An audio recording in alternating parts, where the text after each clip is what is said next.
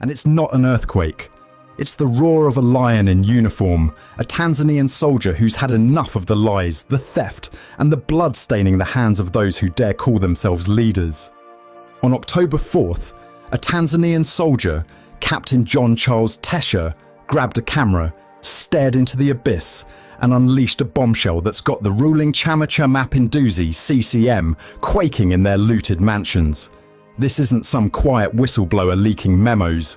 This is a serving officer in the Tanzania People's Defence Force, TPDF, a weapons instructor no less, calling out a deep state of crooks, naming former President Jakaya Kikwete, Tycoon Rostam Aziz, even President Samia Suluhu's own son Abdul, as thieves who've hijacked the nation.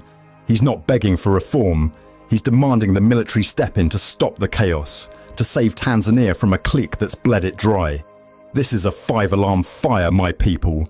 A soldier risking his life to scream what millions whisper. The system's rotten, the people are starving, and if Samia doesn't wake up, Tanzania's next in line for the military takeovers torching West Africa. Buckle up, because this story's a gut punch, and it's coming for every corrupt leader from Dar to Dakar. Before I break it all down, brothers and sisters, let's listen to a part of this speech that has got the internet shaking.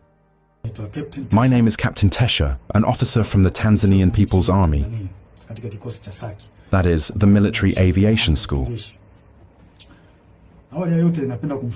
First of all, I would like to thank the Almighty God, the creator of heaven and earth, for giving me life and health until this time when I am talking to you, my fellow Tanzanians, with a great pain in my heart. Whether this is going on in our country, I have tried to reflect a lot.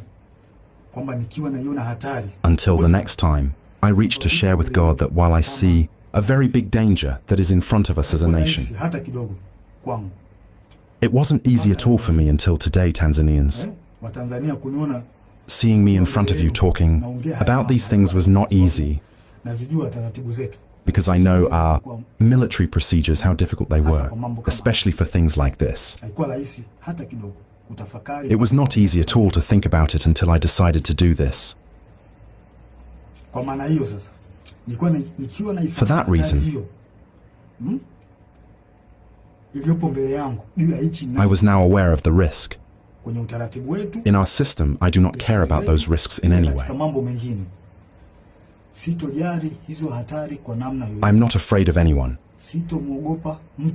I'm not afraid of anyone. But respect for my people will remain there.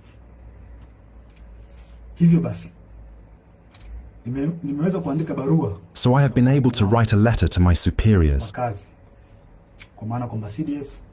at the CDF and others to explain to them that I am very dissatisfied with our nation. So it is better as an army to take action very quickly before it is too late. Because the only faith left for Tanzanians is their army.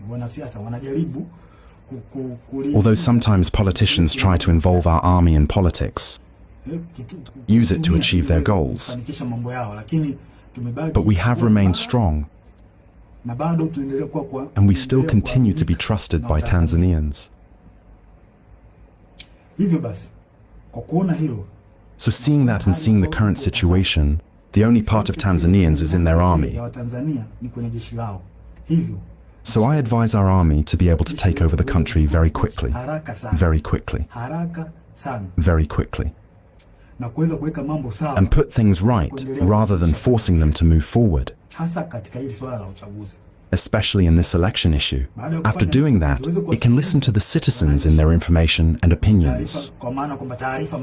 Now I was praying, before we go further, I was praying that there is one thing we are trying to look at here, but it can give us a good light for other things that I will explain in the future. There is one thing called deep state. It is a group of people with great influence within the government or government institutions that make decisions to push policies secretly without involving or relying on the consent of the public or leaders who are legally in power. Often in this, it is believed that it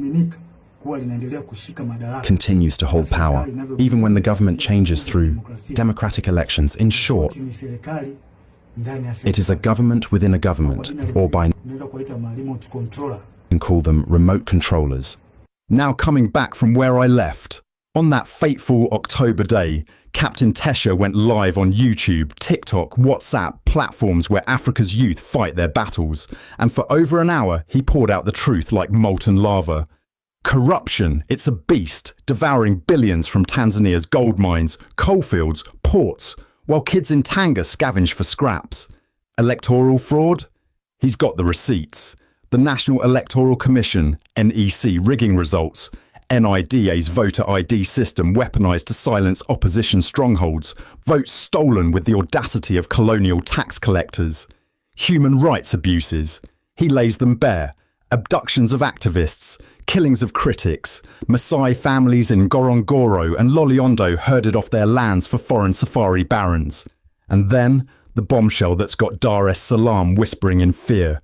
The death of former President John Pombe Magufuli in 2021. Tasha doesn't mince words. He calls it a hit, orchestrated by CCM's inner circle with Kikweti's shadow looming large, backed by whispers from insiders like Humphrey Pole, who's been spilling secrets about hit squads operating from Dodoma to Dubai. This isn't just one soldier's rant. It's the cry of a nation pushed to the edge of a cliff. Tasha speaks for the silent majority in the barracks, the soldiers who clench their fists when ordered to patrol streets not to protect, but to scare. Many in the force are burning with this anger, he says, his voice cracking with the weight of being the one to break ranks. They're not brave enough to speak. They fear for their wives, their kids, their jobs, their lives. That's the pulse of Tanzania's crisis, my friends. When a captain risks court-martial, a firing squad, or worse, to call out his government, the rote's so deep it's choking the nation's heart. He's exhausted, bone-weary from saluting thieves who drive Land Cruisers while kids in Mwanza scavenge dumps for food. He's seen the deep state, Kikwete, Aziz, Abdul, Mombo, sell off Tanzania's ports to Chinese firms, its mines to Canadian conglomerates, its soul to whoever pays the most. He's watched comrades whisper in the mess hall, their trust in the system crumbling like dry ugali. The TPDF, still trusted by 60.9% of Tanzanians per a 2020 Afrobarometer survey, is the last pillar standing. But Tasha warns, if that pillar cracks, if soldiers become pawns for CCM's dirty games, Tanzania's finished. His call for the military to step in to avert chaos and restore constitutional order is a desperate plea to save a sinking ship, echoing Mwalimu Julius Nyerere's warning, if we don't stand against oppression, thugs will rule. Let's zoom out, because this isn't just Tanzania's fight, it's Africa's. West Africa's been ablaze with the same rage. Mali's 2020 coup toppled Ibrahim Boubacar Keïta, a French puppet drowning in corruption while jihadists ran wild. Burkina Faso's 2022 double coup birthed Captain Ibrahim Traoré, a 37-year-old revolutionary who's become Africa's shining star. Niger's 2023 coup ousted Mohamed Bazoum, whose Western ties couldn't stop insurgents or poverty. These weren't power grabs. They were lifelines for nations choking on betrayal. Now, East Africa's feeling the heat. Kenya's Gen Z stormed Nairobi's streets in 2024 against Ruto's tax hikes, chanting for justice. Uganda's youth simmer under Museveni's 40-year grip, their voices stifled but their anger boiling.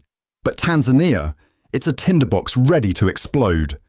President Samia Suluhu Hassan, once hailed as a reformer, has fallen into the same trap as her CCM predecessors. Billions of shillings are flooding her 2025 election campaign, giant billboards clogging Dar's skyline, influencers shilling on X for fat checks, village chiefs bribed with sacks of cash to deliver votes, while hospitals in Morogoro lack bandages, schools in Arusha lack chalk, and fishermen on Lake Tanganyika can't afford fuel. Inflation's gutting the shilling. Youth unemployment's a ticking bomb. Over 30% of Tanzanian youth are jobless, per 2024 IQOJLO stats. The anger's no longer a murmur, it's a roar, amplified by Tasha's video now at 5.7 million views and climbing. Hashtags like hashtag Captain Tasha Speaks are trending from Kampala to Cape Town, with Gen Z leading the charge, their smartphones blazing with memes, rants and calls to action. Why does this hit so hard? Because Tanzania's politics are a mirror of Africa's sickness. The opposition, Chadema, TACT, ACT Wazalendo, is silenced like a radio switched off. Freeman Mbowe, Chadema's firebrand, is jailed on flimsy treason charges. Tundu Lissu survived a 2017 assassination attempt. 16 bullets fired at his car, only to be exiled, his voice muffled from afar. Rallies are banned, journalists beaten or bribed, social media throttled during election seasons.